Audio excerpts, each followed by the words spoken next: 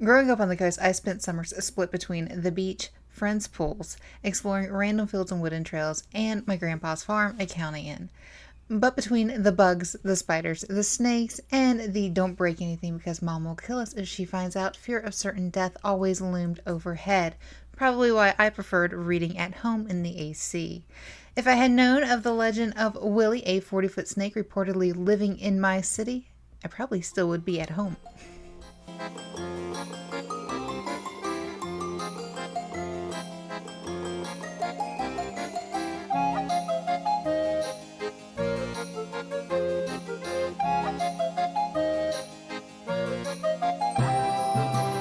Hey y'all, Lily here.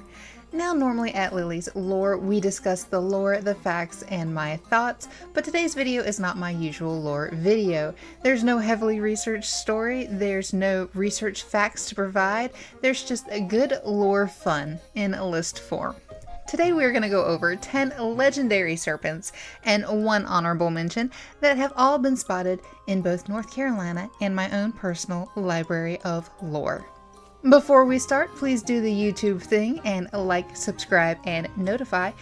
Additionally, don't forget to join the LilyPad, my fun and free Discord server, or become a lore lover starting at just $1 for exclusive Lily lore content, including vlogs, full unedited live stream recordings, and other member-only content. And finally, last plug, I swear, I now offer lore chats on my shop. One-on-one video chats with me on your favorite lore topic, or you can let me pick. Do you have thoughts you need to express on the Mothman? Or do you think that I should believe the Devil's Tramping Ground is really cursed even though I do have science on my side? Let's talk. Links to everything, including the books I use in my compilation, are in the description below. Now, let's talk serpents.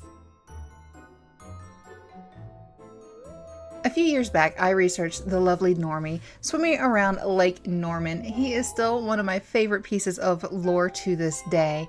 Some stories make him sound like he's a big old catfish, while others like an alligator, and others still give him a serpent Nessie-like quality.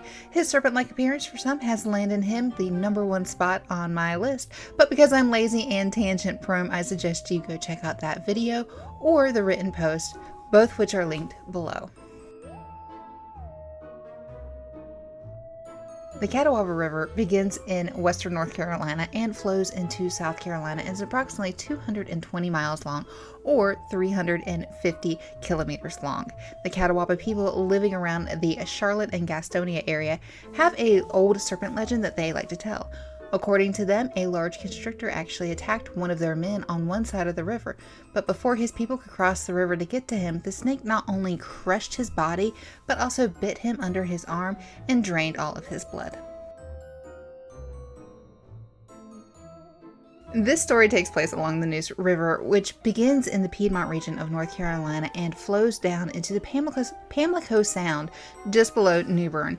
Its total length is approximately 275 miles or 443 kilometers, making it the largest river entirely contained in North Carolina. Similar to the Catawba, the Tuscarora also have a legend of a giant snake killing their people.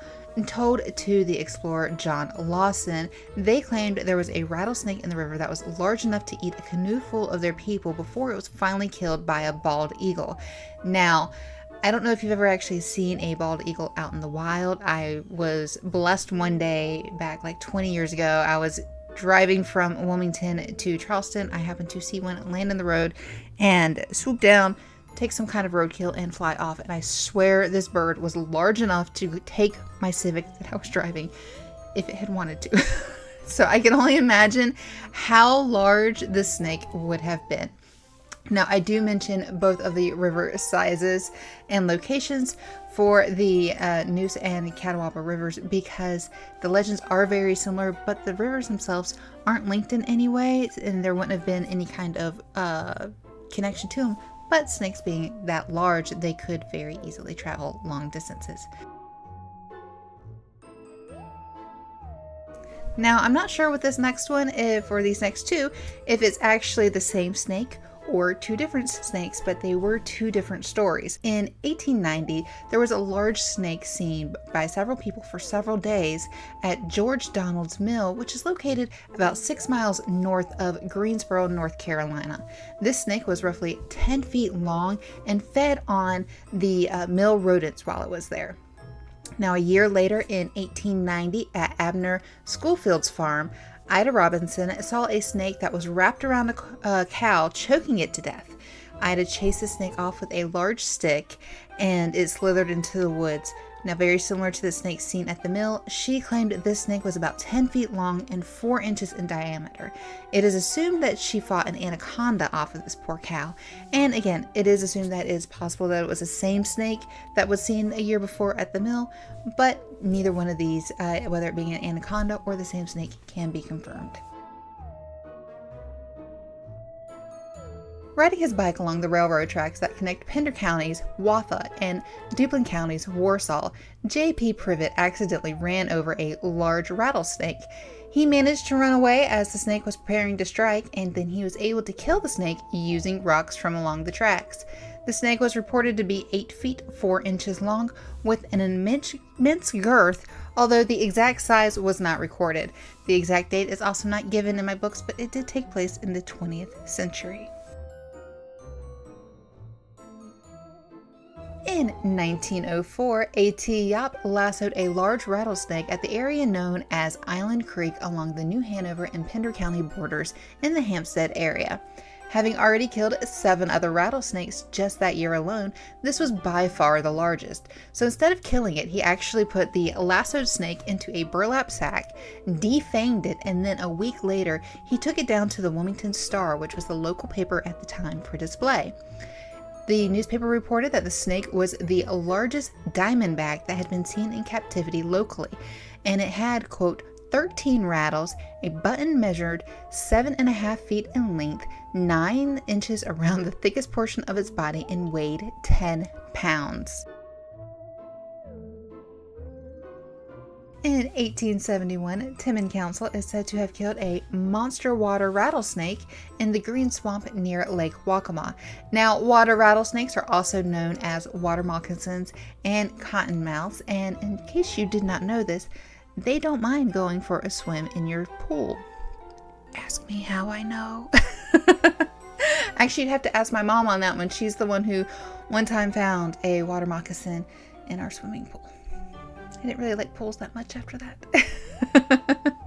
Anyways, this beast was 11 feet long and as large around the middle as an ordinary-sized man's thigh. I don't really know what they consider an ordinary-sized man's thigh, but either way, any thigh-sized, adult thigh-sized snake is a very big snake.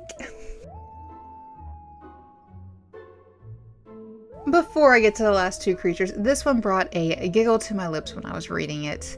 As legend goes, in the late 19th century, the 315 train from Charlotte was passing Mount Holly when passengers saw a monster sea serpent in the river which looked as large around as a small hog's head and probably 30 or 40 feet long.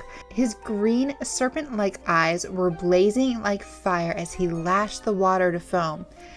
And he also happened to be carrying a wooden sign to shop at the local Hutchinson store for all of their livery needs.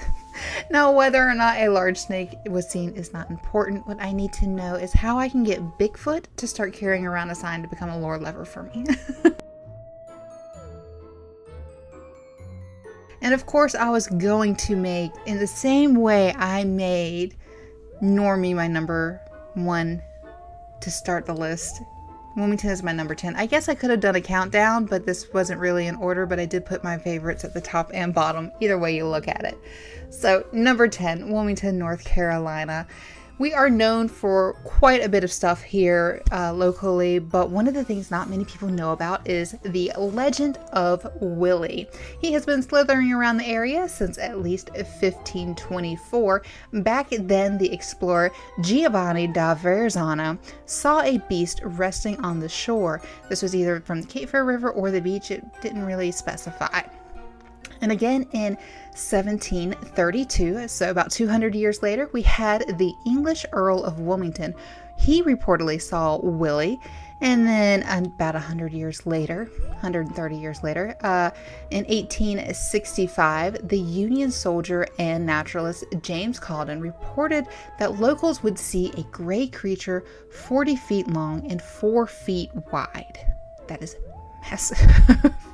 They named the Serpent after the city, and in 1947, the Santa Clara III struck Willie. All 3 officers reported seeing a long, thick, and dark-colored body in the water.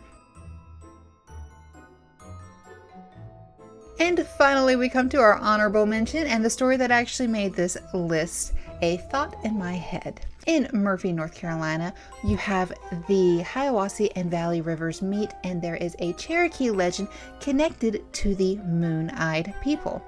If you do not know, the Moon-Eyed people were a civilization lost to time and legend and are almost as old as the Appalachian Mountains themselves. It is said the Moon-Eyed people did not get along with the Cherokee, and the Cherokee lived on one side of the river while the Moon-Eyed people lived on the other. They warned the Cherokee never to cross the river because of a monster, but either curiosity or hatred made the Cherokee cross the river, only to be met with a leech that was large enough to eat anyone who dared enter the water. This red and white leech is not like leeches that we normally think when we say a giant leech these days that are a couple feet long. This one was the size of a house. Facing the leech eventually became a rite of passage for the Cherokee long after the Moon-Eyed people had disappeared into myth and legend, and it's still known as the leech spot. So while that is not actually a serpent, he does deserve an honorable mention for being a house-sized leech. I hope you enjoyed all of these slithery, slippery serpents and friends, and I know I have enjoyed reading about them and flipping through my books for once instead of just perusing things on the internet, though the internet did have a little help on some of these items. Also, never knock those freebie magazines you can get at the grocery store, because that is how I first learned about Willie after all. I hope you guys have a great day, and I cannot wait to bring you guys more fun lore in the future. Until next time, stay spooky.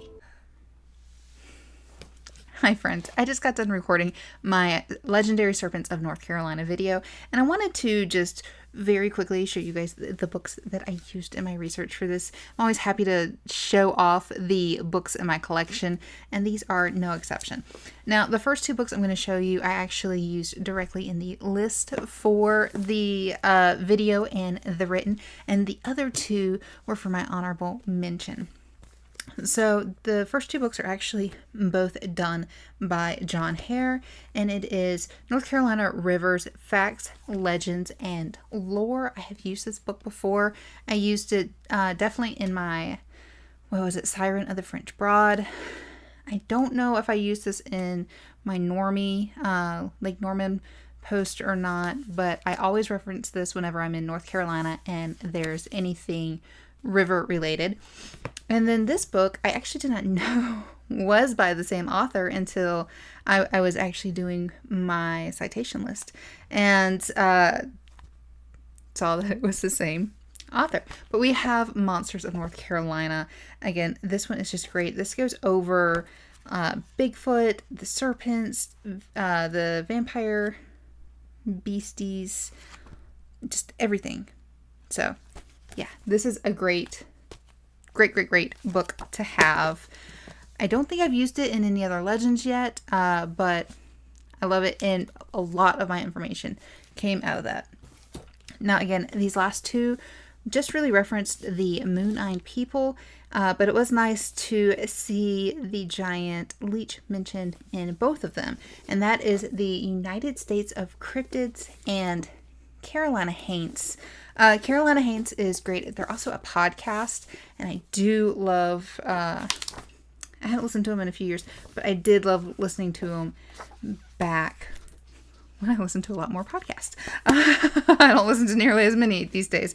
I don't have time, but I always enjoyed Carolina Haints. I love this book. I love reading it, and I love this United States of cryptids. It's just another good book. Quick reads if you just want a quick little, 2-minute reference point. So anyways, I hope you guys enjoy these, and I hope you check them all out. They are all listed in my library if you want to get yourself a copy of them. Have a great day.